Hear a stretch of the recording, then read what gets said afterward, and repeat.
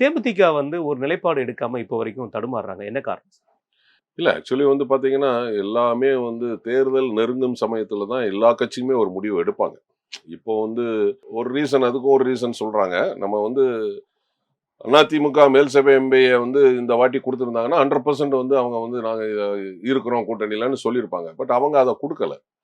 So அப்போ வந்து நிலைப்பாடுகள் வந்து ஒரு சேஞ்சஸ் வரும். யாரா இருந்தாலும் அஸ் எ ஹியூமன் பீயிங் வந்து கண்டிப்பாக ஒரு கோபம் வரும், ஒரு மனஸ்தாபம் வரும். யாரா இருந்தாலும்.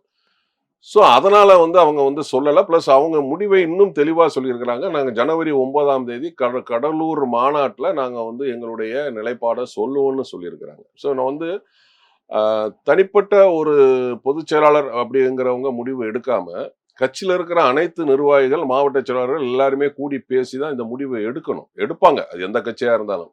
ஸோ, அதுவும் ஒரு ரீசன். ஸோ, இன்னொரு ரீசன் நம்ம ஏற்கனவே சொன்ன மாரி அதிமுக வந்து அவங்க வந்து சரியான முறையில அவங்க சொன்னபடி நடந்துக்கல. அதுவும் ஒரு ரீசன். பிளஸ் வந்து பார்த்தீங்கன்னா, எல்லா கட்சிகளுமே அந்த தேர்தல் வரும் சமயம் தான் டிசைடிங் பண்ணுவாங்க. ஸோ, இந்த 3 ரீசன் தான் காரணம்.